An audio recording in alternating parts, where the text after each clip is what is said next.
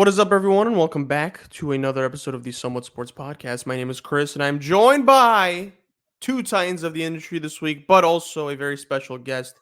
He's been a regular on the show before. I guess he is part of the Somewhat Sports canon, if you think about it. Stu, my guy, joining us for this special episode. How are you this week? I'm good, man. How are you? I'm alright. I'm alright.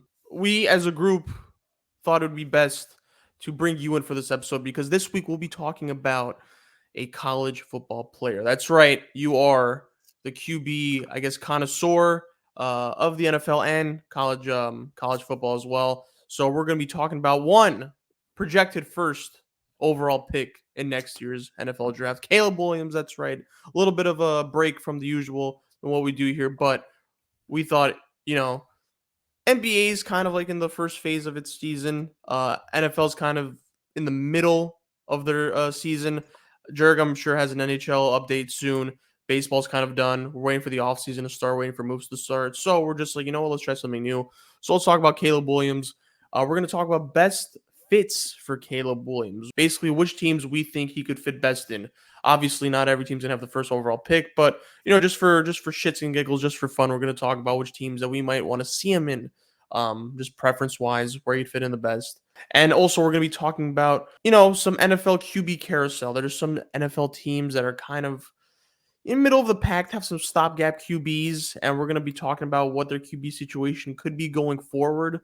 Yeah, that's kind of the theme this week, just QBs in the NFL. So Caleb Williams talk to start off, and then we're going to talk about some teams as current QBs, what their future may hold, how it might look. It's not just Caleb Williams in this next year's draft. There's going to be Drake May, and then of course, like I'm assuming Stu, you could have some dark horse candidates in terms of like QBs that could fill in for some of these teams in next year's draft. Fellas, are we ready? By the way, me and Dame are here. You guys don't deserve that much of an intro, but yeah, Jurg and Dame are here. You guys, you heard you heard Jurg's voice, but I mean, how are you guys? You good? You could just skip mine. Mine's just the same shit every week. Yeah. Jurg? I'm doing good. I'm happy. Happy 3-year anniversary to the YouTube channel. This is the perfect episode to be right around this time, and of course, we have to bring a legend in the game in his own right, Stu, as well. It's our 3-year anniversary on YouTube. Yeah, just about a few days ago, it was 3 years to the day where we did our very first podcast episode. Jesus. Oh, good Lord. Okay. I don't know how to feel about that, but all right. Yeah. 3 years. Happy 3 years, Jurg and Dame. Yeah. Somewhat Sports. Happy birthday, I guess. So yeah, Caleb Williams talk, fellas. I guess it's the consensus that he's going to be the first overall pick. Obviously, a lot of talk concerning Caleb Williams. I think everyone started off with the generational talent talk, and then it's kind of cooled off because of some losses that USC has, suffered recently. Dame, I know you're a huge Caleb Williams fan. I know that off the mic. Stu, what are your thoughts on Caleb Williams, actually, before we kind of get into where you could fit best?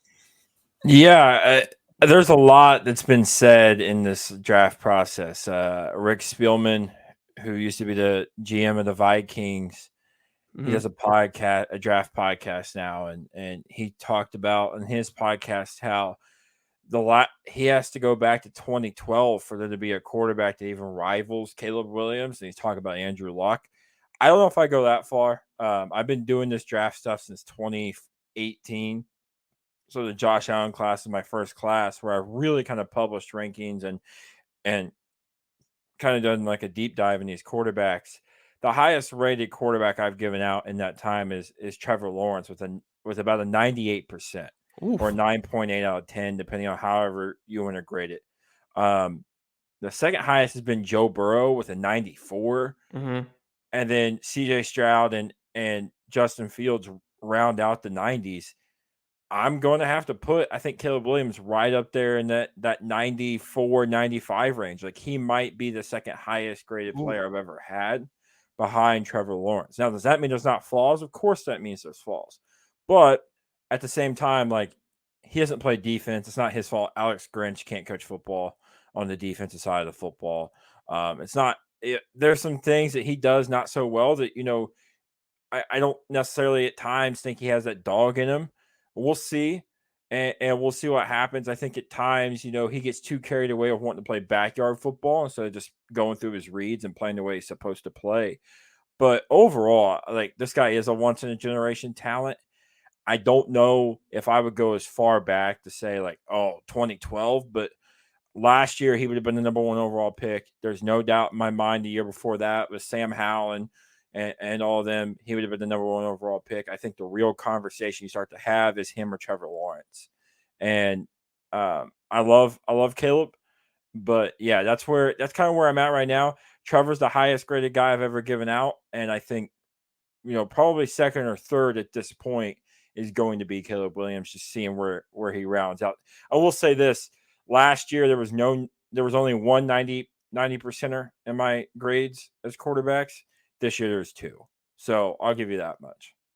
All right, Dame. Before we kind of move on, I know you're a big Caleb Williams guy. What are your thoughts? I mean, and Stu, I think I could speak for you. I think everyone here on this podcast, we're gonna take Caleb Williams at number 1. If we all had the choice, we would go him number 1 overall pick. No Yeah, dispute. and real quick, just one more thing. Like, the thing I hate so much is, ever since last year, Caleb Williams has been the number 1 overall pick. Like, we all knew last year that Caleb Williams for this year was going to be the number 1 overall pick.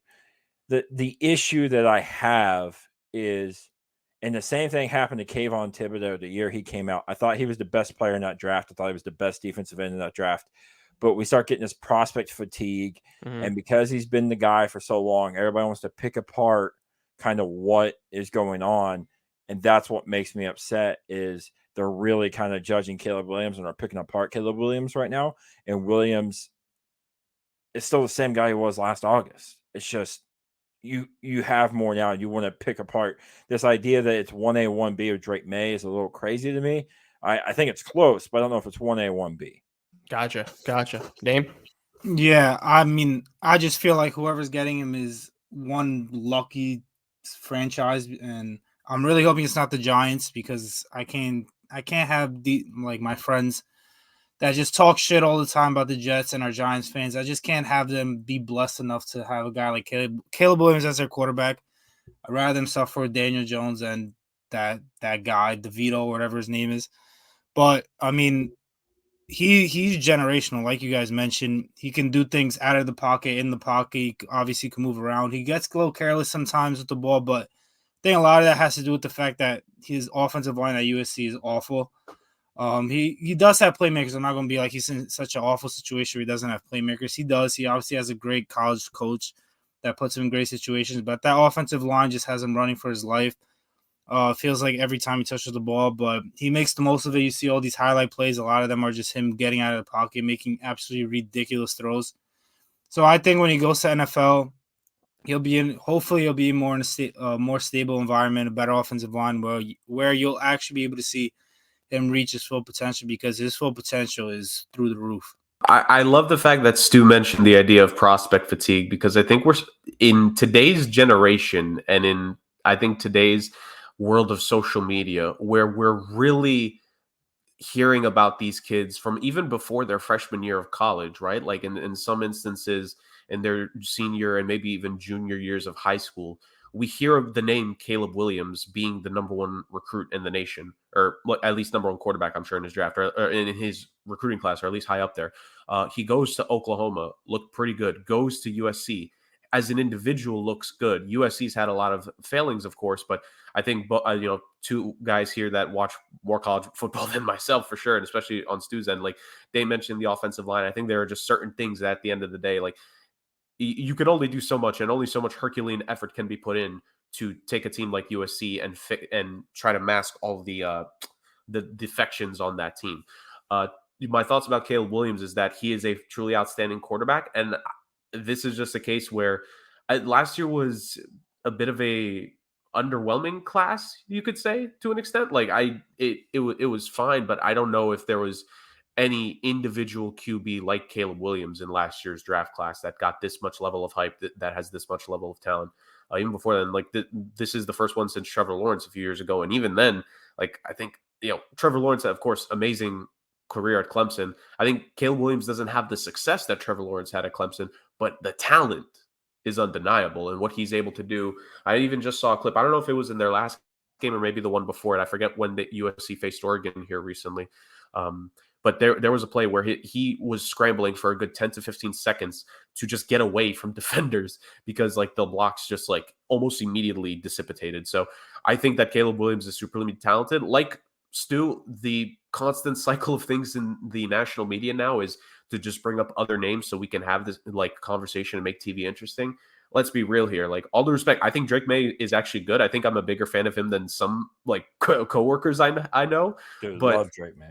I do like Drake May. I think he's very good, but I think Caleb Williams is the definitive like 1A, like first overall quarterback of this draft class by far. Yeah, real quick, Jurg, to piggyback off of that, the same thing happened to Trevor.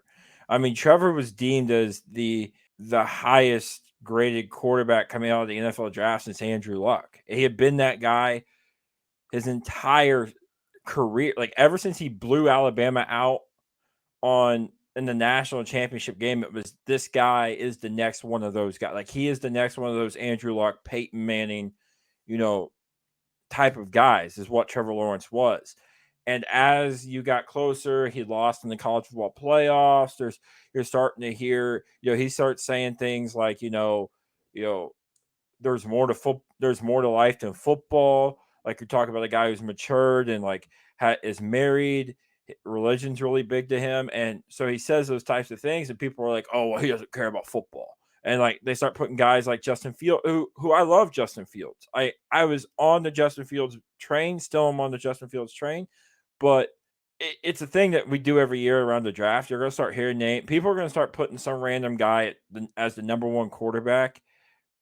I'm going to say this now. Whoever does that, those guys don't deserve to have an opinion. I'm sorry. I don't want to be that guy. I don't want to be mean. But if you're putting anybody, maybe I'll give you Drake May at the max. I'll give you Drake May. But if you put anybody above Drake May and Caleb Williams as number one quarterback in this draft class, I think they're high, just to be honest with you. I probably agree with you. But yeah. So I'm looking at the 2024 NFL draft order at the moment, currently, right? So top 5 picks right now so far in order. At first, with the worst record, the Carolina Panthers, but that pick goes to the Chicago Bears. Then it's the New York Giants at 2-8. Then it's the Patriots at 2-8 as well. Then the Cardinals also at 2-8, and then the Bears at 3-7. So the Bears will have 2 top 5 picks at the moment, right? So because I think, look, guys, I don't know about you, but I don't think the Panthers win more than 2 games. I don't even know if they'll win 2 games like in total. As of right now, a leading candidate to draft Caleb Williams is the Chicago Bears. So before we kind of get into best fit, actually, do you guys think, Jurg, let me start off with you. Should the Bears, I personally, I think we could all agree, hasn't worked out for Justin Fields in Chicago. Eberflus, I don't think, is a great coach, so I also think that has a lot to do with it. The coaching situation in Chicago is kind of suspect as it is. They've tried their best to I don't know if they've tried their best, but they got DJ Moore in that trade with Carolina. So, look, if you're the Bears, what do you do? Obviously, I guess the popular thing is to, draft Caleb Williams. New regime as well, new GM. So it would be his pick of a quarterback. So if you're the Chicago Bears, do you let go of Fields and do you draft Caleb Williams? I think that's what they're going to do. I think this was his first head coach, and this wasn't even the QB he drafted. So Ryan Poles gets to clean house here. He gets to say, yes, my first head coach. Because here's the thing. GMs always get that second bullet when it comes to head coaches. Now, some GMs get more than that in certain of these leagues, and I very much vehemently question it because how do you still have a job when you keep messing that part up? But, he's going to get his new head coach in here that is going to be the complete opposite of Eberflus. If, NFL head coach hiring is any indication, he's going to go with a guy that's more offensively inclined. And hopefully the coordinators don't go AWOL during the season because their houses get raided, but irregardless. I think, about 4 or 5 weeks in, and I'm kind of on Stu's side. Like, I like Justin Fields. I think on a different team, I think in a different organization, I think things could have just ended up better. But unfortunately, it's all for naught, and he's going to be on a new team. Not forget this time next year, probably this time in like 6-7 months from now. I think they're going to go Caleb Williams. I don't think the Chicago Bears with these 2 first-round picks are going to go any direction that isn't a quarterback and then a direct pick that's going to immediately support that quarterback in some way, shape, or form. But, there's 2 different questions here. There's will they do it and should they do it? Now, the answer to yes is both. But when I ask should they do it, I'm not saying it from the Bears' perspective because obviously they want the next guy in. I'm talking about from a morality perspective of, dude, you've done nothing with every single quarterback you've tried to draft in franchise history. This team has never drafted a franchise quarterback. They haven't. Their all-time passing yards leader is a guy they got in a trade. This team is not good. And if you start to really break it down, where offensively, I know we mentioned the DJ Moore trade, which really, hindsight 2020, the Bears have easily made that a win now because thanks, Dave Tepper.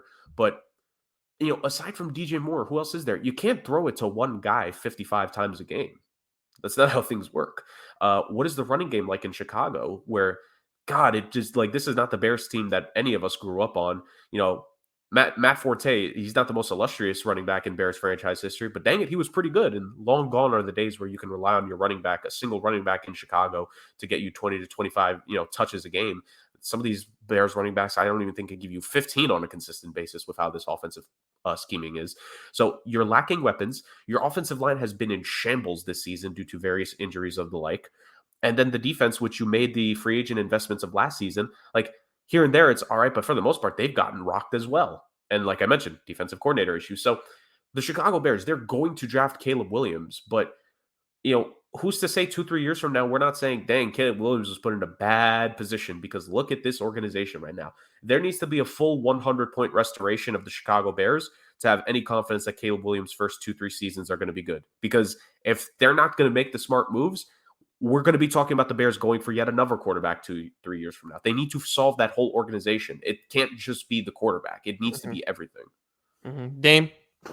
Yeah, the Bears obviously have a lot of holes, but I think of the top, 5 teams, I'd rather see him go there, just because of the fact that it's more than likely with the other top 5 pick, they'll be able to get Marvin Harrison.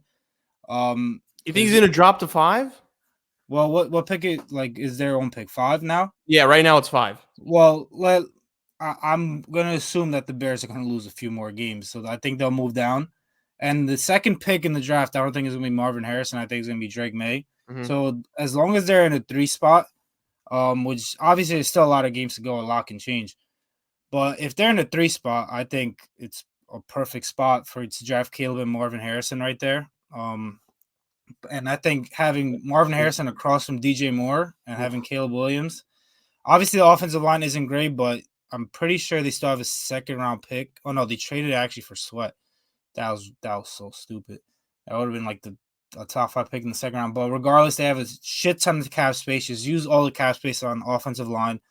Build a defense for future years, because you're not going to need to use your picks for wide receivers or a quarterback. Their running game, as Chris knows, Deontay Foreman has been very serviceable. They have Herbert. They have Rashawn Johnson too. It's not the greatest, but running backs grow on trees in this draft. They could go get one the 5th or 6th round that could show up and be serviceable, especially when you have Marvin Harrison, DJ Moore, and then obviously Caleb Williams at quarterback. But even if they don't get Marvin Harrison, stay there at the 5 spot, you go ahead, you draft a left tackle. Then you go use your money on a guy like T. Higgins, who's a free agent. I think Ayuk is a free agent.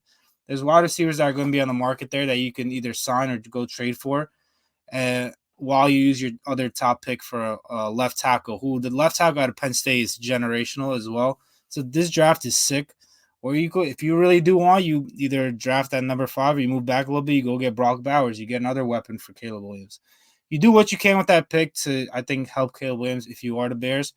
And I don't think that's that bad of a spot compared to the Patriots, who I think are absolute disaster. And Bill Belichick already rumors of him leaving. I think the Giants are another disaster because it's not like they have 2 top 10 picks. If you put Caleb Williams in that offense, behind that, arguably the worst offensive line in the league, no top receivers. Saquon Barkley, who knows if he's going to leave? He's obviously on an expiring deal. So I think the Bears would probably be the best spot for him in that top 5. All right, well, Dame kind of jumped, the topic here. But Stu, actually, to spice this up, just kind of staying on the Bears, because I kind of asked, if you're the Bears, do you trade Justin Fields and do you obviously you draft Caleb Williams? And I think, just based on like your analysis on Caleb Williams that you would do that.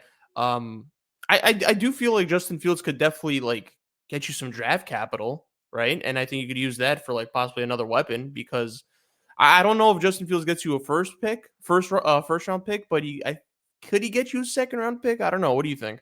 I mean, he should be able to get you a first round pick, but the way they've used him, it hasn't worked out that way. It's an interesting question that you brought up there. Does Caleb Williams? It's hard because there's not been a bigger Justin Fields supporter, I think, than me. When everyone else is telling me that Zach Wilson or Trey Lance or Mac Jones was the second best quarterback in that draft class, I stood on the table and said, no, it was Justin Fields. I've been a Justin Fields supporter. I've been a guy who's rode the highest of highs and the lowest of lows of supporting a guy like Justin Fields. To say like, oh yeah, I would just take Caleb Williams is a hard thing to swallow, but I also understand that as much as I love Fields, he isn't a once-in-a-generation talent. Like, he isn't a guy like Caleb Williams. So I look at it and I say, one of the teams you read in there that needs a quarterback, now I think he could very well succeed under, maybe you trade him to New York. I don't know what you get for him, but maybe you trade him to the Giants. You pair him up with Dayball. Dayball does some magic, talks Saquon Barkley into staying, and I know the run game isn't a big thing anymore. It's all about the passing, but the RPOs and the zone reads and those types of stuff. Like, everyone talks about Anthony Richardson and Jonathan Taylor down here in Indianapolis. Imagine having to defend Justin Fields and Saquon Barkley at the same time. And then also, if they happen to get some weapons out there for him to throw to, it's all of a sudden like, man, pick your poison as to which way you want to lose. So there are some scenarios and places where I think he can go that he'll be successful.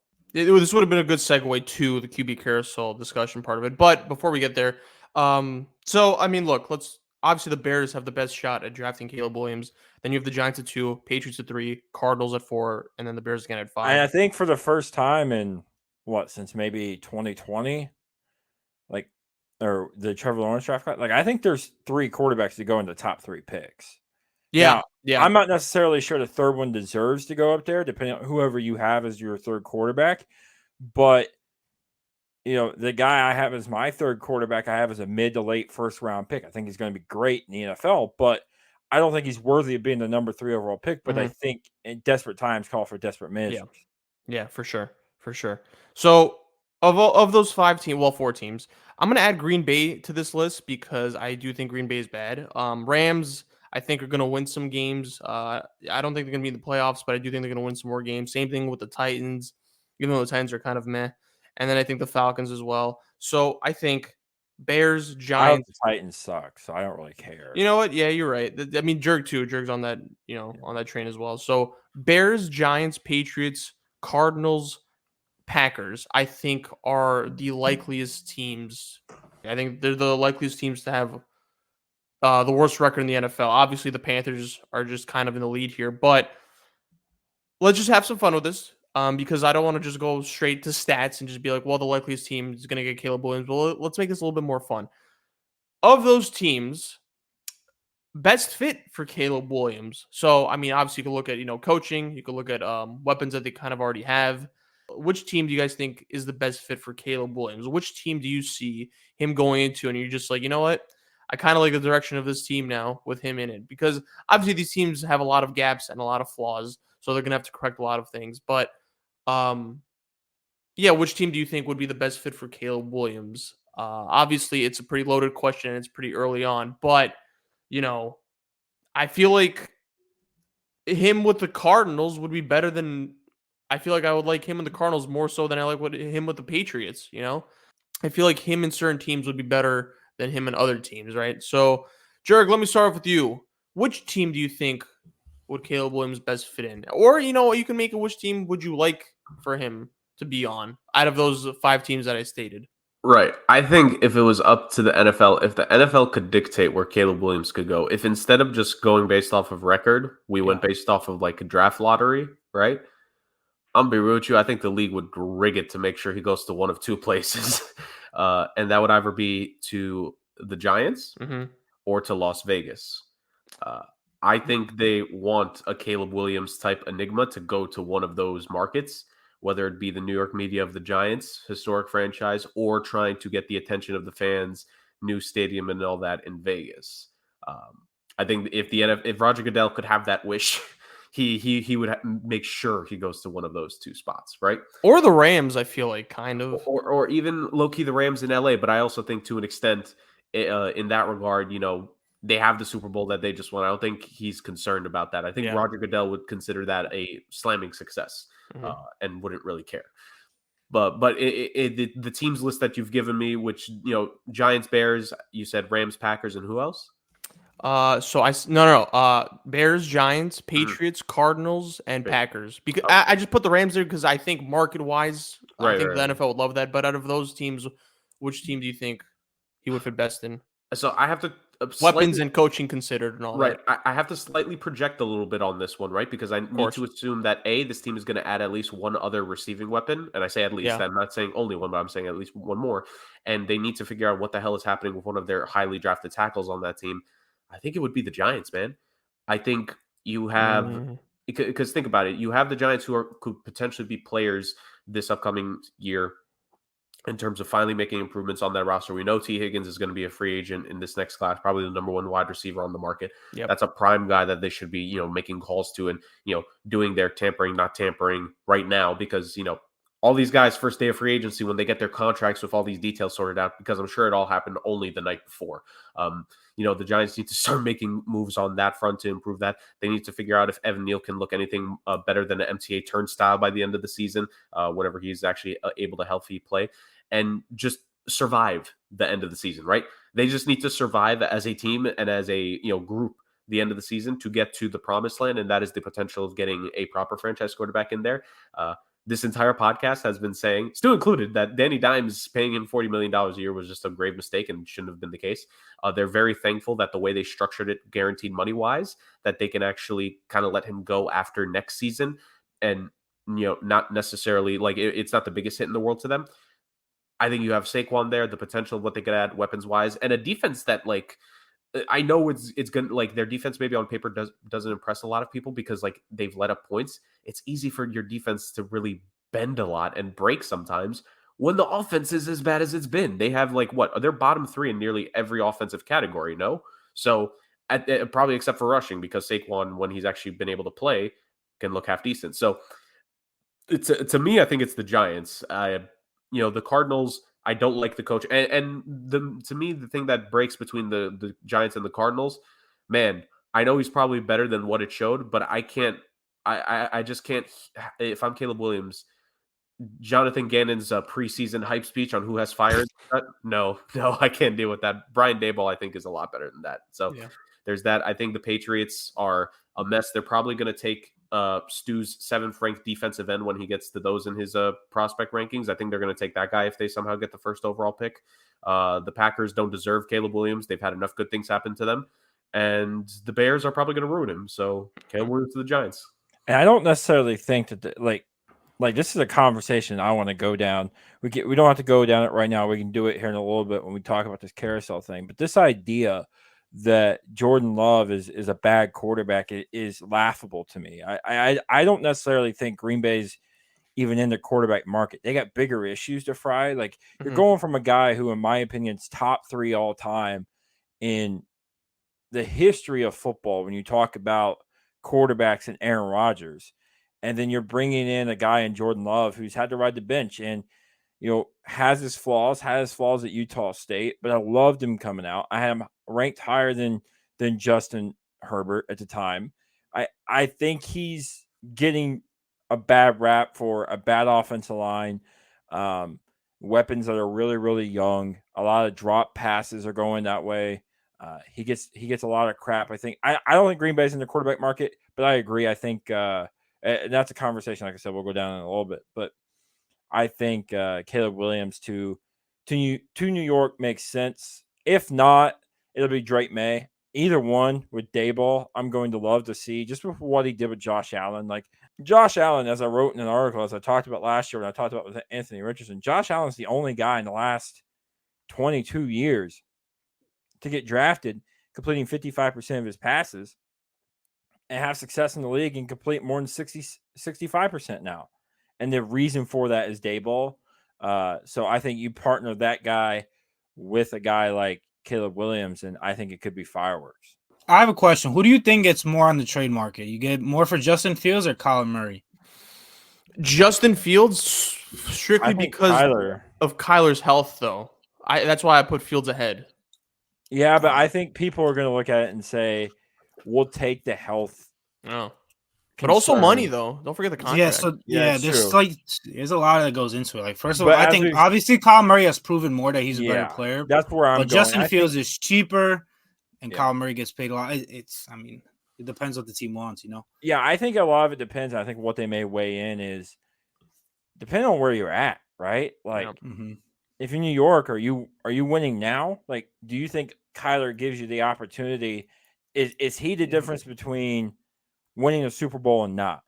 If so, then you pay the contract because Justin Fields has more question marks. Yeah. And there's been times where Kyler Murray's been a top 10 quarterback in this league. And so you do that. A lot of it just depends on who it is. Like, for example, I think if I'm like the Steelers, I would rather Kyler Murray than Justin Fields. Yes, or if I'm Minnesota, I'm calling and getting Kyler Murray right now over Justin Fields. Although long term, Justin Fields might be the better option. Kyler could get you a Super Bowl now. You know, funny enough, I think when the Vikings start off 1-4 and the season looked kind of bleak, I was like, man, Caleb in Minnesota, I think that would have been for me the best fit because him and Justin Jefferson, that would have been a movie. That would imagine that stack in fantasy. Jesus. Oh baby, yep. So Dame, best fit. What do you think? Yeah, I'd go with the Bears. I kind of mentioned before. The Cardinals also do intrigue me because before the season, everyone was like, "Yo, the Cardinals might have the first and second pick because they have the Texans pick." But the Texans turned out obviously as a pretty good team, so that pick isn't even going to be top 10 at this point. Yep. But I think you could get a pretty solid pick in return for Kyler Murray, and then if you need to use that pick to move up with the Texans pick back into the top 5 to get another weapon, or you use Kyler Murray itself to move back into the top 5, I think that could be an interesting spot as well. I mean, obviously that team is extremely flawed, just like the Bears, but they do have Marquise Brown on the outside, very comparable to DJ Moore. Their defense, I honestly can't name you more than like 2 people on that defense, though. An offensive line, they did draft Paris Johnson last year, playing right tackle. I like him as well. It's still a lot of question marks across that offensive line, but at least they have like one stable guy. Obviously, a lot to work on, but they have a lot of draft picks, not just in the first round, but in the mid rounds as well. So I'm sure they're gonna be able to fill out their team as well. But I'm just gonna have to stick with the Bears for now because it looks like they're virtually guaranteed to have 2 top 5 or 2 top 7 picks while being able to move on Justin Fields to get another asset. Yeah. I mean, just because they're the Bears, there's always a question mark, but they're kind of in a good position. But like, I guess to the lower extent because it's they have like $100 million in cap space too. Yeah, like they have a lot of flexibility to make it work. But again, like you said, it is the Bears, so it's tough. Yeah, as long as I was gonna say my bad, Chris, but I was gonna say like the Bears, like while we talk about them with the flexibility and stuff, like you need to trust Ryan Poles to do better than just the obvious decision, right? Like anyone with the first overall pick in this draft is going to draft Caleb Williams. Congratulations, you did the most obvious thing that's going to happen. After that, it's everything after that. This is the same guy that he basically traded. What was like? I know it was the first pick of the second round, but because there was a forfeit of a selection last year in that weird ass draft that happened, which we did a mock for last year, by the way. Like that was basically the last pick of the first round. He traded for Chase Claypool, and look what happened with that situation. Like you need to hit on everything, which is the only reason why I'm kind of concerned with Chicago, because I think with New York, at least for me picking them, is that you have a team where you know who the head coach is going to be next season, and you know, relatively speaking, like a couple weapons should be coming back. They just need to improve.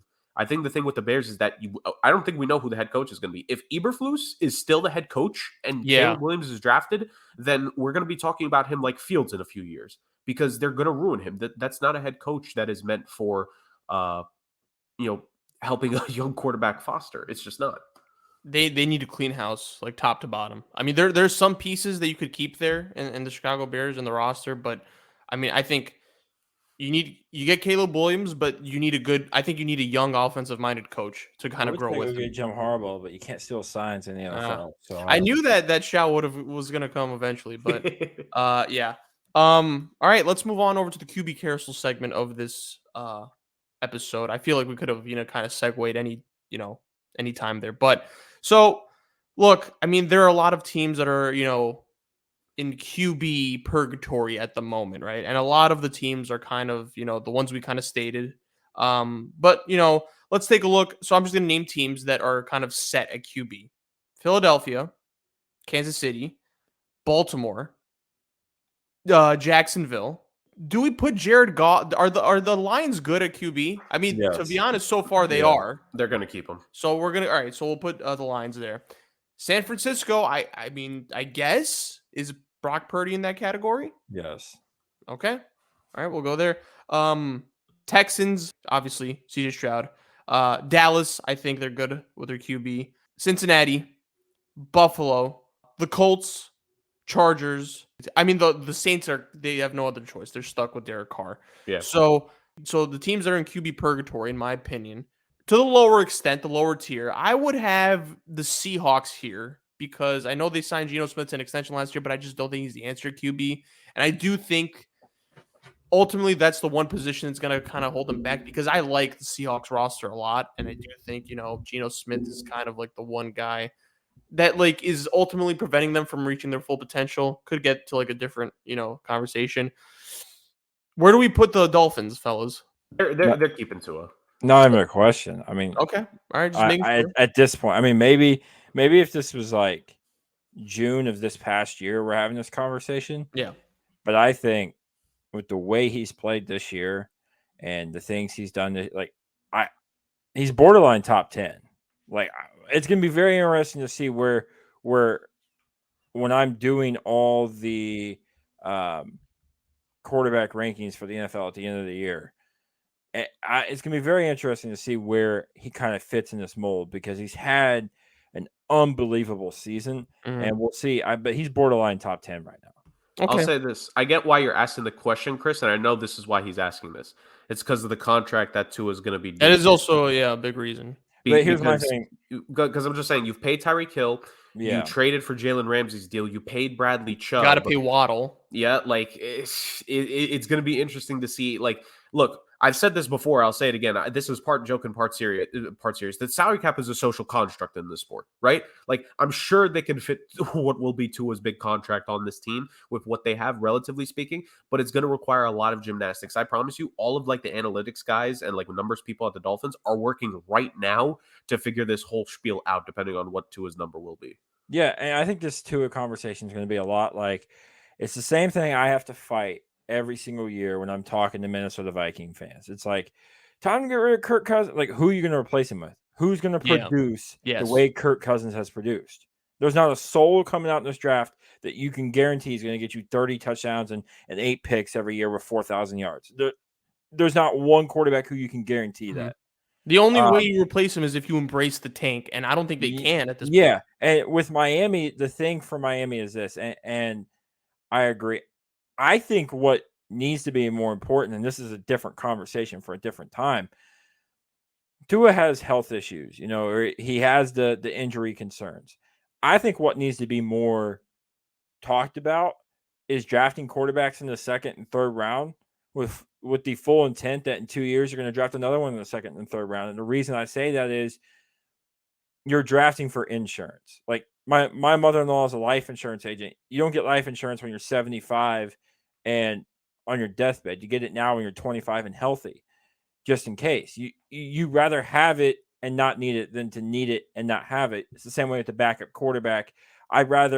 If I'm Miami, I'm drafting a quarterback in the second round. I'm telling you, your job's safe. You don't have to worry about it. But if you go down, we need this ship to not sink like the Titanic. So we're taking a quarterback in the second round. That's what I would do. And I think that needs to be the more common thing right now. So, back to the QB carousel of like teams in QB purgatory.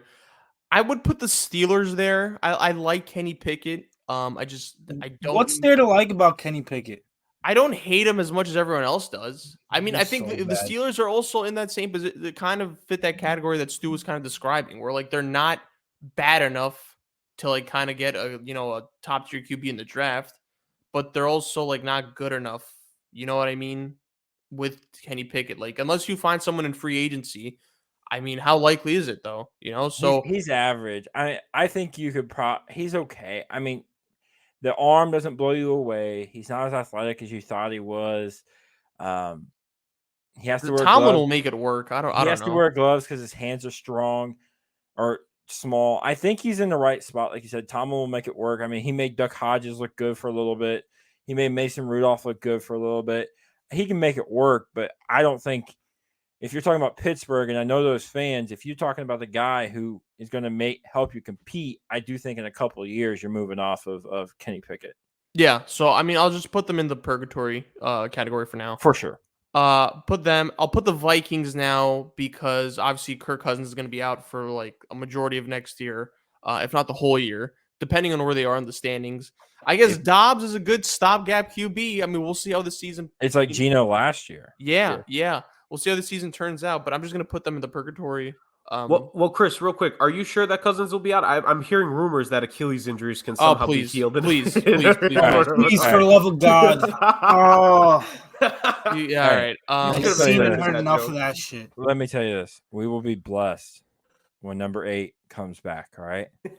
Yeah, in 2024. No, when he comes back in December, and he helps them make the playoffs at the last second. It's already they're going to be all maybe as their offensive coordinator, not their quarterback. I mean, he probably is a better offensive coordinator than Nat Hackett. He's a better offensive coordinator than Nate Hackett. So I think any of us are better coordinators. That's a good point. That's a good point. Saints should be in the purgatory thing, but you should just sign Derek Carr to like 4 years. Bro, have you seen robbery? Have you seen the graphic that they're negative $90 million in cap space? How is that possible? I don't get it. I don't know. That's what I'm saying. How you pay an above average quarterback? You sign a blank check to him. That's how that happens. I'm just stunned. But here's the thing: like stuck. They can't do anything. This has been the Saints for the last 7 to 8 years. It starts, and Stu knows this from our time together podcasting in the past. In Drew Brees' last 3 seasons, this team had to constantly renew and restructure and push money around on their contracts when they were trying to be contenders still with Drew Brees at the very end of his career. This team, in terms of salary cap management to mismanagement, plus you have the issue of Alvin Kamara and Michael Thomas. One gets in trouble off the field. The other one just gets hurt on the field. Like, it's been like basically this is burnt money by this organization. Like when Dame tells me that, I'm shocked the number is that high, but I'm not surprised that they're significantly negative in the cap because good Lord, this team has been like the definition of financial mismanagement over however many years now. It's like a crypto scheme in the NFL just as a football team. Mm-hmm. Good way of putting it, Jurg. Vegas are in that QB purgatory tier. Denver is in the QB purgatory tier. Tampa Bay, Atlanta. I wouldn't put Tampa Bay there. I think you think Baker's staying? I think he's done enough this year to show that he deserves another year. Okay, me and Jurg were talking about that before we started. Actually, I think he's done enough this year to show maybe he's not the long-term answer that everybody thought he was, that I thought he was. I've been fighting for Baker for a long time, but I think he's done enough to say, "Hey, one more year, we got you. One more year." Yeah. What better options do they have? Is my question. None. Kyle Trask. It goes back to the Kirk Cousins question. Yeah. Like, who are you going to like? Are you going to take a hope that Trevor or that Quinn Ewers is the guy that I think he is? I mean, if he hits, great, but if he doesn't, you're going to look silly because you had a guy who was resurrecting his career right there. Like, what are you going to do? Like, that's the thing with the fans. I know fan is short for fanatic, as Jurg likes to remind me. But the thing is, like, I know that's the thing about fans, but sometimes you got to be happy with where you're at and understand that it could be a heck of a lot worse. Sure, it could be better, but it could also be a heck of a lot worse. Yeah, I agree. So, all right. So Tampa Bay, I guess, we're split on that. I think the Falcons are obviously up there. Where do you have the Titans found their QB of the future in Will Levis? I don't know. I'm not a believer in him. I didn't like him in the draft class. I had Jurg on my podcast like a week ago, 2 weeks ago, and we talked about this. And I said he's out here throwing the ball like Got a Uncle great Rico. arm. He's throwing them over the mountains and saying, "Watch me do this," and all. And it's great, and all this type of stuff. The questions I had about him at Kentucky were, reading defenses, knowing when to make the right throws, those types of things. He hasn't really had to deal with a whole lot yet. When teams start to get more film on you, let's see where you are in 2 weeks. Let's see where you are in 3 weeks. Are you the quarterback that you are right now, or are you different? I think he's going to be different. I mean, I'm not sold on Anthony Richardson either. I'm not sold on Will Levis. So I think Levis has a lot of questions he's got to answer. We may not know till middle of next year whether he's the guy or not, but he's very Blake Bortles-esque in my opinion. And I'm not so sure that that's the guy, but I think they found their guy. All right. Yeah, I'm not too big on him either, but I feel like they're going to give him the entire offseason and training camp and OTAs to get like acclimated with the team and then give him a full chance going into next year and then make a determination if he's their guy based off like a whole offseason and next year. I think he's had a decent start. Yeah, I just don't think they have enough time to really fully evaluate him and make a decision like are they moving forward him going to next season or not. I think they're going to give him another chance going into next season. Yeah. Commanders, I think, are in there. Look, I like Sam Howell. But I also don't think he's the answer. This is where we disagree. But I'll let you finish. You go first. I mean, he has shown flashes because I think the Commanders are very underrated in the weapons department. I think they have a lot of weapons. And I think Eric Bieniemy has brought out the most out of him. I do see the perspective that they stick with him because it's like their best option, quote unquote, because I don't think the Commanders are bad enough to pick a top tier quarterback in the draft, but I also don't think they're going to be in the market to find a better QB for their situation right now than Sam Howell, So I don't hate him because that's why I was kind of hesitant to put the Commanders, but ultimately I just put him there because it is Sam Howell at the end of the day. But I mean, I could hear the argument that he is their QB of the future going forward. I'm just higher on him. I'm higher on him than most people are. I was higher on him when he came out in the draft. Everyone tried to tell me it was Malik Willis. I said, no, it's Sam Howell. Everyone tried to say it's Kenny Pickett. I said, no, it's Sam Howell. Everyone tried to say it was Matt Corral. I said, no, it was Sam Howell. What I love about Sam is he throws the most beautiful deep ball in the NFL. And what I mean by that is he may not throw it 75 yards like Mahomes or Allen does, but it's beautiful from the time it leaves his hands to when it turns over, it hits the receiver's arms. From being just accurate, the spiral, it always looks the same when it comes out. I think he's creative in the way that everybody kind of thought Baker was. He's more mobile than he's given him credit for. I mean, when you rush for 800 yards at North Carolina in your senior season, I think you're pretty mobile. I think he's done a great job of dealing with crap. This is a young guy. This is only his second year. He's had to deal with a lot of crap, and he's played very well through it. That shows you the maturity level of him. I really, really like Sam Howell. I think he's really, really done a great job.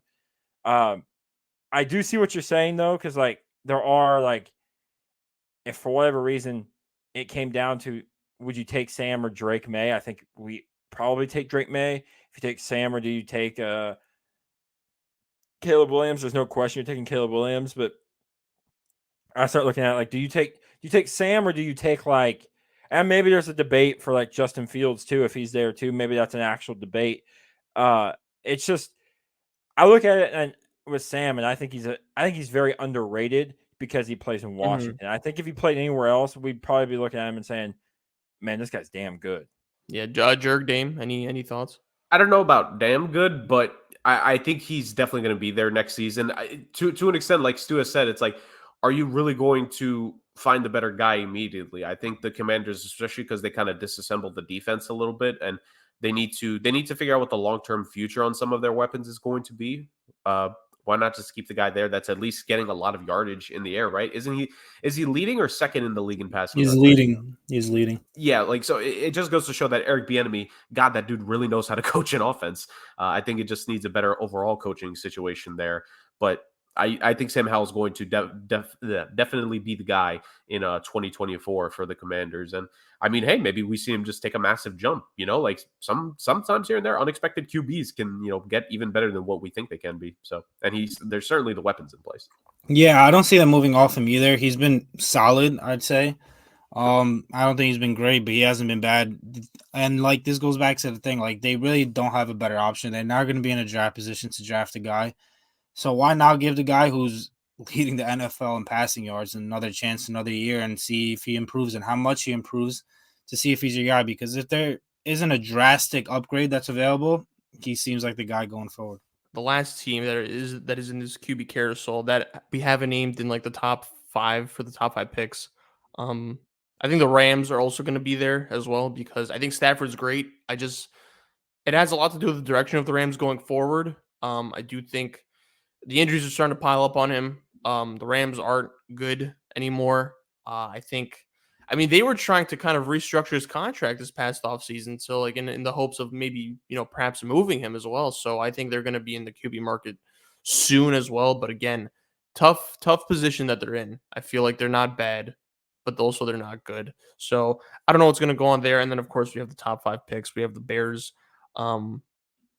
We have the Giants, we have the Patriots, we have the Cardinals so far.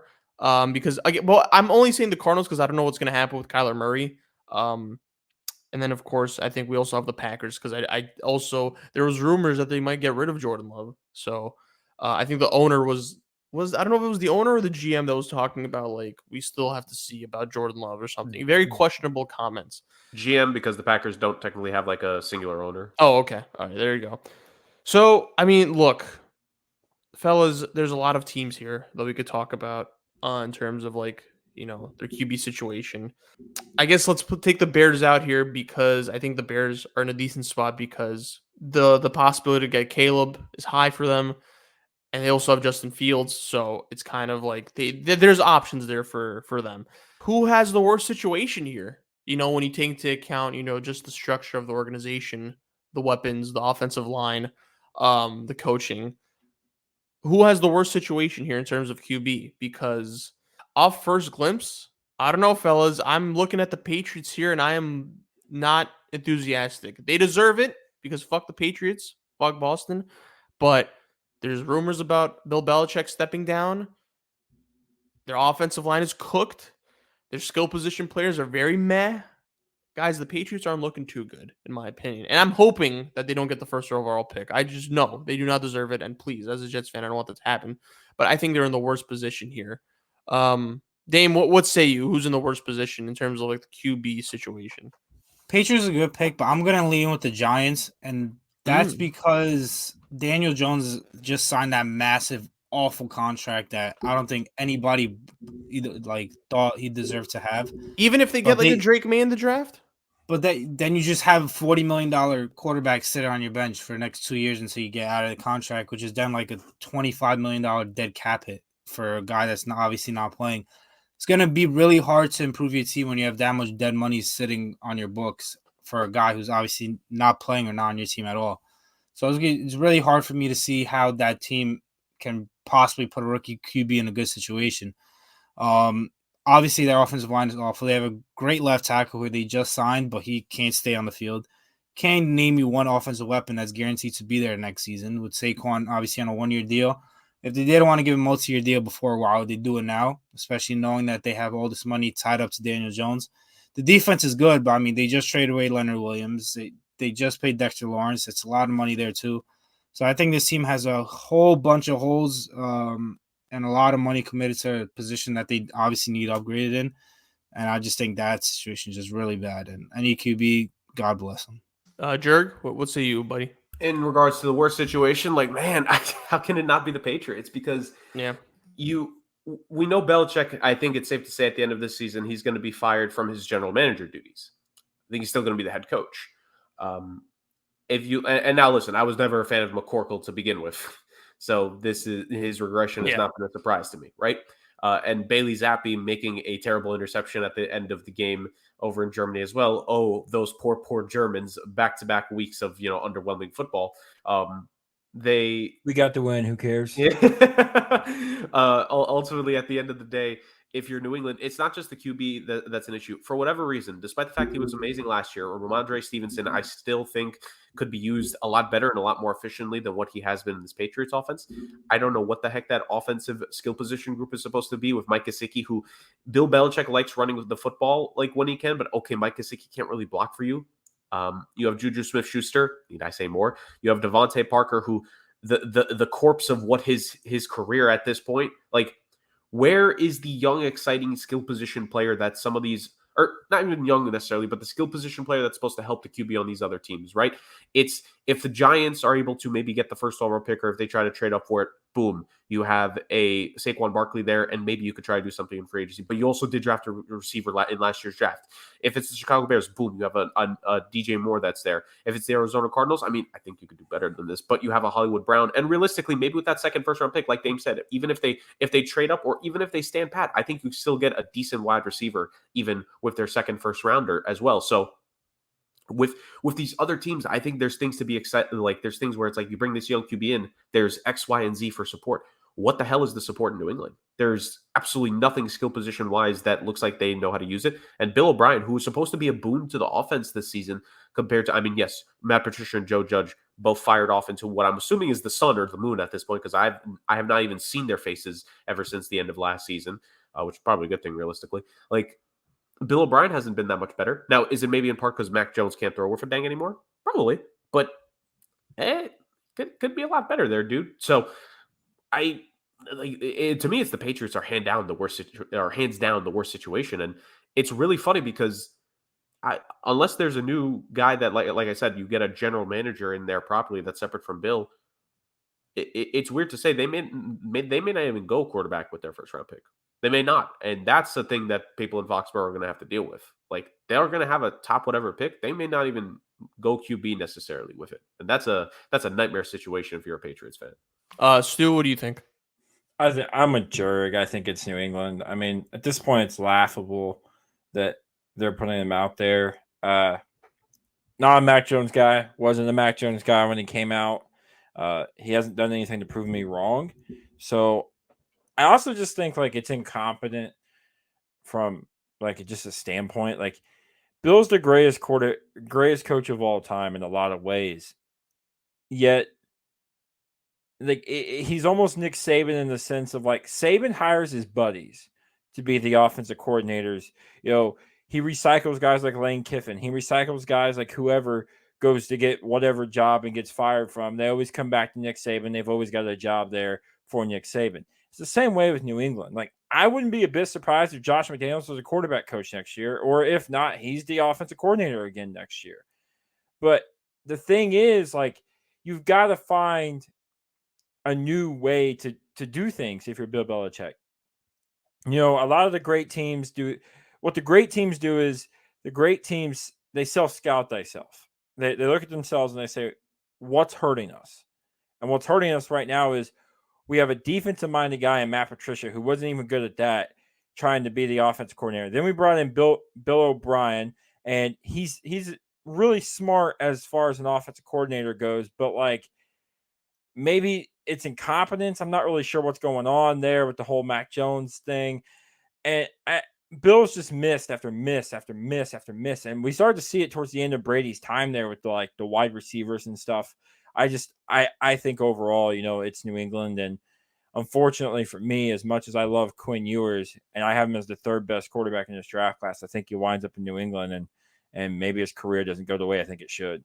And to Stu's point here really fast, when it comes to the whole scout thyself thing, Bill Belichick still believes in this whole Patriot way thing where I think team discipline-wise, I kind of get the idea of it. But if you're talking about how it all plays out in the field, I think it's very easy to see what Brady was able to hold up. But it can't be – you also can't say it's the Patriot way anymore. And we got ring doorbell footage of you leaving a house almost butt naked. Right. No, like, that never happened in 2010 or 2011 or 2013. So, like, right. I'm with you. Like, we're in the same boat is what I'm saying. Yeah. It's like he still preaches Patriots way, and, you know, it's got to be the Patriot way. But it's like, Bill, even you yourself are getting caught on security cams, man.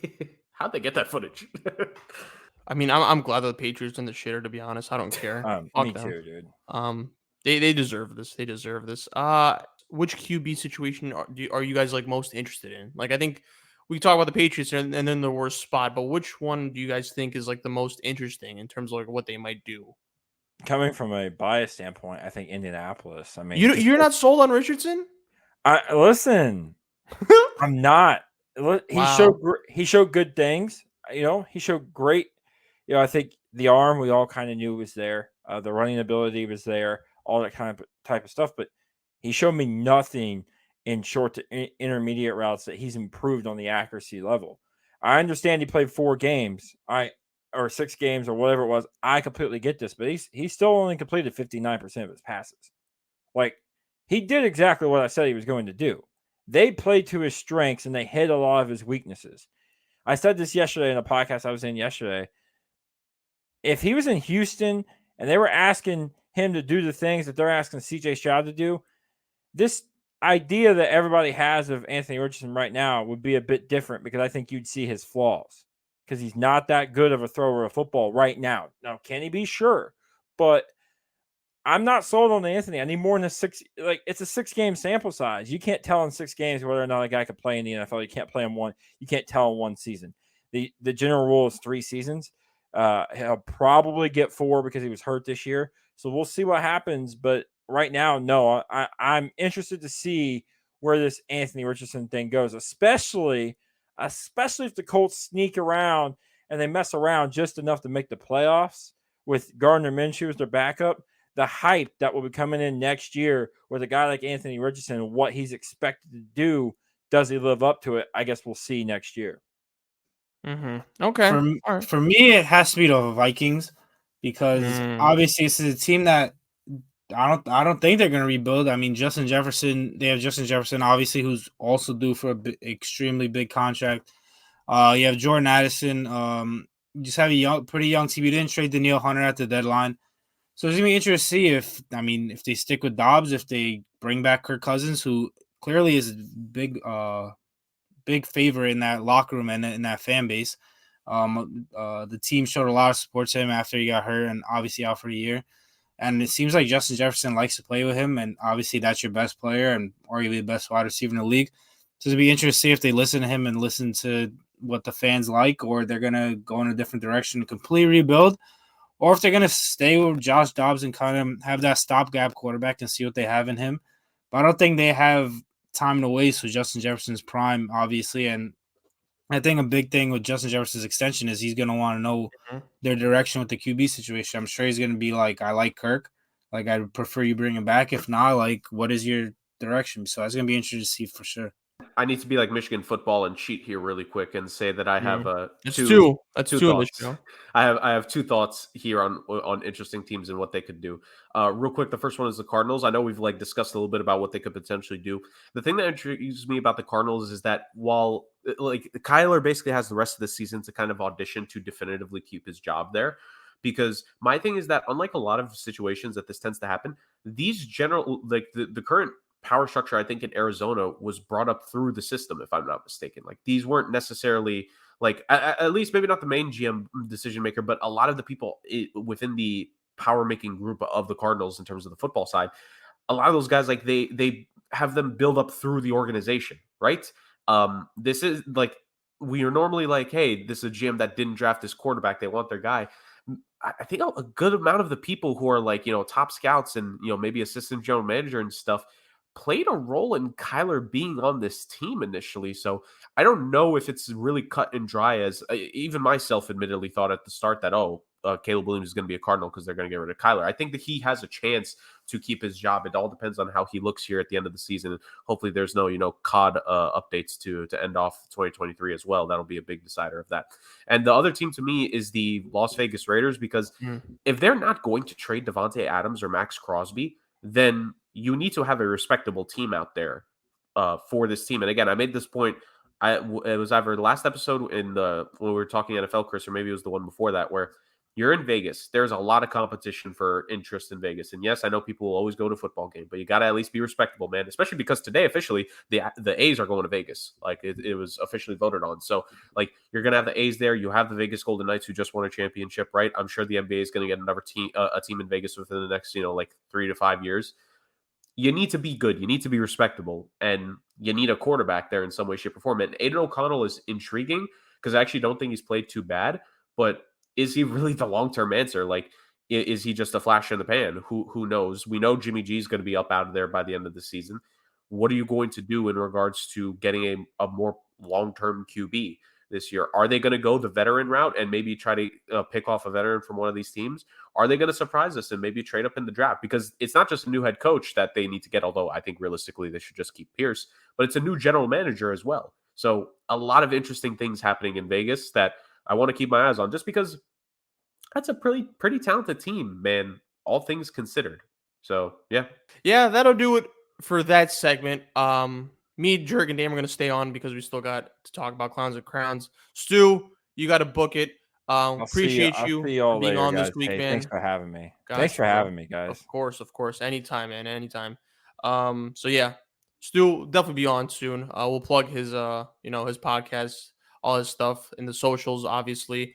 So Stu, appreciate you. Now, before we move on to Clowns and Crowns of the week, fellas, that's kind of our QB carousel situation segment. Rumors about Big Bill Belichick, possibly leaving the Patriots, stepping down, fired, whatever. I'm pretty sure out of respect, they're going to say it's stepping down. If he leaves this offseason, this is his last year, rumors that he might go to another team, and I'm seeing the Chargers as a potential landing spot for him. What do we think, Kings? Bill Belichick to the Chargers. What do we think of that? The Chargers. That's what I've seen. I think he should just retire. I think his time is past. Yeah. Obviously, like on paper, Bill Belichick to the Chargers seems amazing, but I just think he's past his time. I obviously think Brandon Staley is awful, and I think should get rid of him. But I don't think Bill Belichick's the answer. I think they should stay with the kind of offensive-minded coach. Kellen Moore, I think, has done a pretty good job of offensive coordinator. Maybe you want to promote him. But if not, I think you should go a different route and definitely kind of more of an offensive mind than the old defensive guy that kind of hates everybody and Bill Belichick. The Chargers. Yeah, I've seen.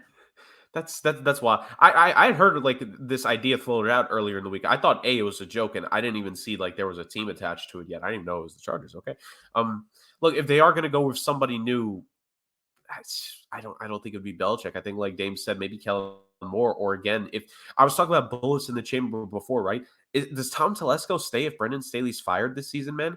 This I think is his third head coach with Staley, if I'm not mistaken. I'll say third. Like, how many chambers do you get before you get a new guy in? Like, would they want to bring in Belichick? I don't know. And also, like Dame said, I don't see Belichick retiring just because he is likely going to be breaking the all-time loss record, maybe even potentially this season, depending on how much worse they get.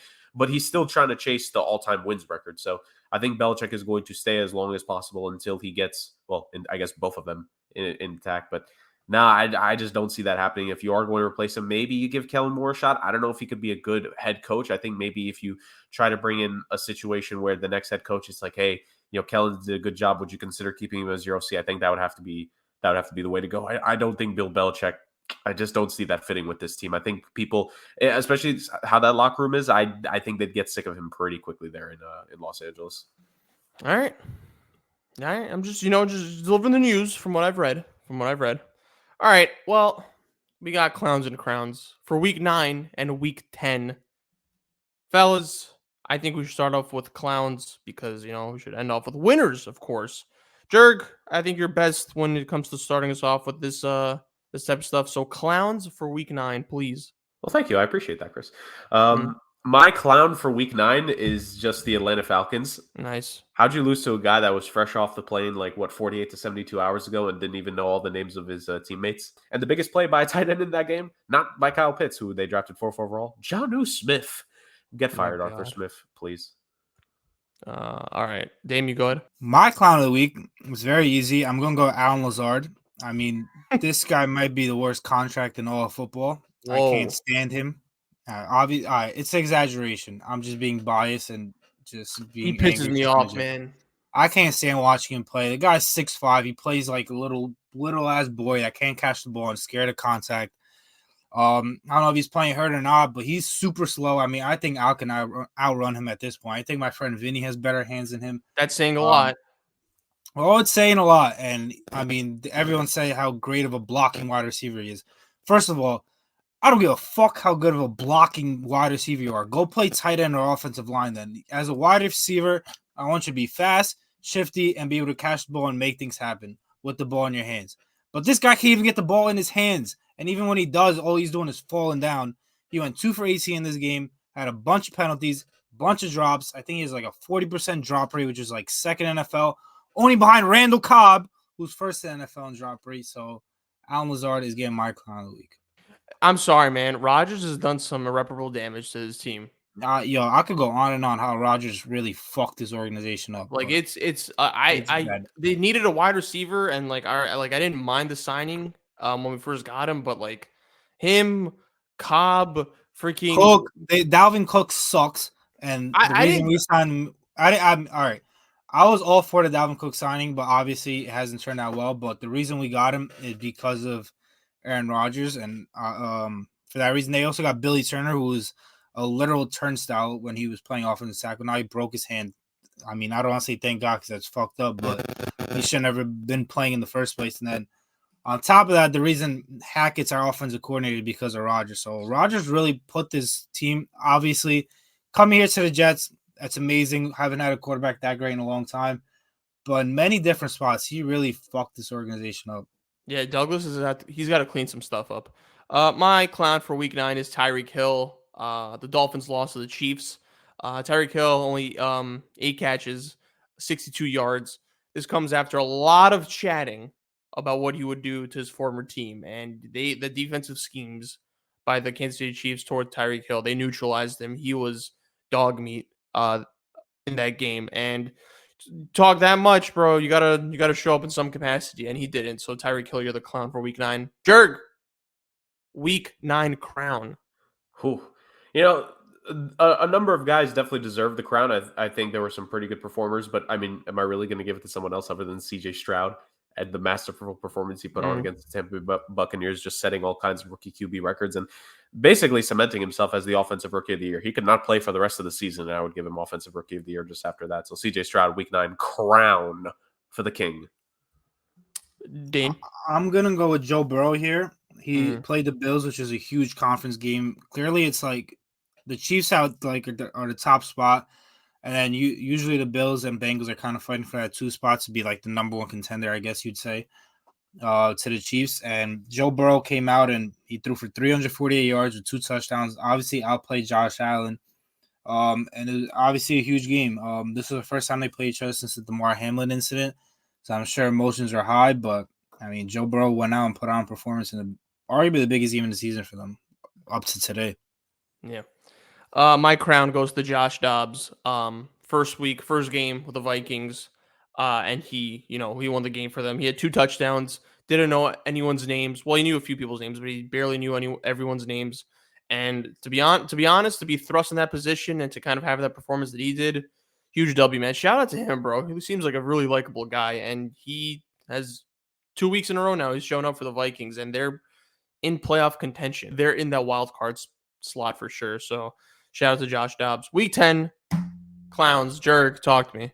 Week 10 clowns. There are a bunch, but I've kind of been harping on them already too much this episode, so let me give the Patriots a bit of a reprieve. Lamar Jackson is honestly my clown for this week with that. He has had some pretty meh performances, bro. Poor interception. And I know people could probably say I could give this to the Ravens as a whole, and maybe I would argue, but for Lamar Jackson, you're someone who we were talking in the preseason about whichever team would win the AFC North between the Ravens and the Bengals, their QB would be in the MVP conversation. And somehow the Ravens could potentially win this division, and their QB is not even a top 4 candidate in this goddamn award race this season. Like, how? How on earth? And that pick 6, absolutely brutal. Absolutely awful. Am I a little bit petty because they cost me in my other podcast when it comes to points? Absolutely. But no, Lamar has just not been playing at the kind of level that we expect him to be playing at. He just needs to play better, simply put. Like the Ravens, they're known for blowing leads in games. they might blow the lead in this division if they're going to keep playing this inconsistent, and they don't deserve to win the division if they're going to lose games like that. Just absolutely awful. Huge game tonight. Huge game for the Ravens. They play the Huge. Bengals tonight, so Huge for both teams, to be honest. yeah. Obviously, Bengals starting off the season slow, and the Ravens starting so high, and it looks like they're going two complete different directions. So, big game. My clown of the week for Week 10. I mean, it's easily Josh Allen. This guy's an actual clown. He's just a turnover machine. He had 2 interceptions. He had another fumble. He only threw for 177 yards against the Denver Broncos. I get the Broncos are kind of trending a little up, but they're still a god-awful team and a pretty bad defense. And they were home at the same time. And I get it, like, James Cook had his fumbles, kind of up and down game, but I mean, Sony scored, 16 points against the Denver Broncos at home on Thursday night. I mean, with all these turnovers he had too, and this is back-to-back weeks. Against the Bengals in Week 9, he wasn't that good either. And I think he threw for 2 picks. But yeah, I know he had a pick that game too, but I mean, Josh Allen is just an absolute roller coaster. So he's getting my clown of the week for Week 10. I think the Bills had 22 points, actually, in total. Yeah, I kind of had Josh Allen as well, but just to make this fun, I'm going to put Haley Steinfeld for dating Josh Allen. And hey, from what I was home wrecking, she was a home wrecker, and I don't care because I love her. But hey, Josh Allen, not a coincidence that the year he starts dating her and the year he's on the Madden cover is when he starts to suck ass. But yeah, dude's just – you also the Broncos, Brian. I know the Broncos defense is no joke, but 2 interceptions, bro, 177 yards. Just plays like he has CTE. It's just that offense is so cooked because it's just let me try to find Diggs. Let me force something to Diggs. I think he's starting to find Kincaid a little bit more, but it's just let me force the Diggs. Doesn't go to Diggs. Diggs starts to complain. Just the whole mess. So I guess I'll put Haley Steinfeld just to make it different from Dame. Week 10 crowns, Jurg. We're putting actresses now as clowns and crowns. Let me keep harping on the Bills here because it'd be really nice if the Bills had a balanced rushing attack, a little bit more than what they've had still this season. And Devin Singletary, who was a Buffalo Bill that they could just never get going for the big seasons. He was all right, but they just never used him, I think, to his fullest potential.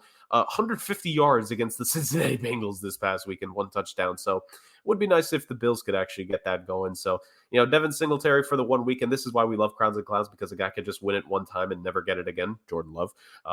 Give me my crown this week goes to Devin Singletary. 150 yards and a big reason why the Texans beat the Bengals and are above 500 now. So congrats.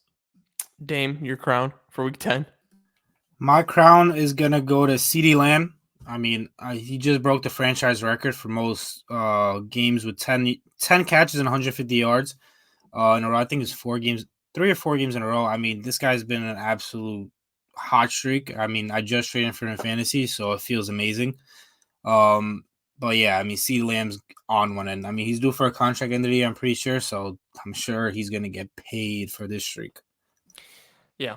I was gonna go with CJ Stroud for my crown for Week 10, but I'm gonna go with the Bears because they beat the Panthers, and that's good for their draft pick. So Bears, I guess, you won for team morale, but also you won, which means you're, the first overall pick is in good hands because the Giants and the Patriots are coming. So that was a crucial win for them against a team that they need to lose. So have you seen the stat where is it? I might be saying it wrong. Does Tyson Bagent have more home wins than Justin Fields in their Bears tenures? You know what? I wouldn't be surprised at all. That's rough. It is. Narratives. All right. That'll do it for this week. What an episode. Stu couldn't make it to the end because he has stuff to do, but it's okay. We honor him in spirit. So Stu, thank you. If you're listening to this, we'll link his stuff in the description. Jurg, Dame, phenomenal job as always. I appreciate you steering the ship with me. Jurg, where can they find us on the socials? Guys, you already know you can find us on social media on Instagram at SomewhatSports, our amazing Instagram where we always post weekly whenever the episodes get updated, and we like posting things from time to time, like our weekly NFL predictions, which by the time you're listening to this beautiful episode, you'll have already seen our predictions and maybe see how everything plays out. Who's leading this season so far? Who's going to fight for the rest of it? We'll just have to wait and see for the rest of this year. And if you want to continue to listen to this amazing podcast, well, you got to make sure you keep up with us. Like, comment, subscribe to the YouTube channel, get that notification bell ring-a-ding-dinging over on YouTube to be notified whenever a podcast episode drops. And please add us to your feed on Spotify, where you can, like the pod, follow it, give it 5-star review. Please let us know everything you feel about the podcast. Amazing to have Stu on. We always hope to have guests on whenever we get the chance to, but it's always best to have this podcast, which is, it's 3 years old now. I'm 3 years old now. I'm so proud. This amazing podcast. Continue to make it a part of your listening pattern going forward as we're ending 2023, going into 2024, new year, pick up new podcasts. And what better podcast to have and listen to than the best sports one out there? Beautifully put as always, Jurg. Beautifully put as always. To all listeners listening, if you made it this far, we appreciate you. And until next time, peace.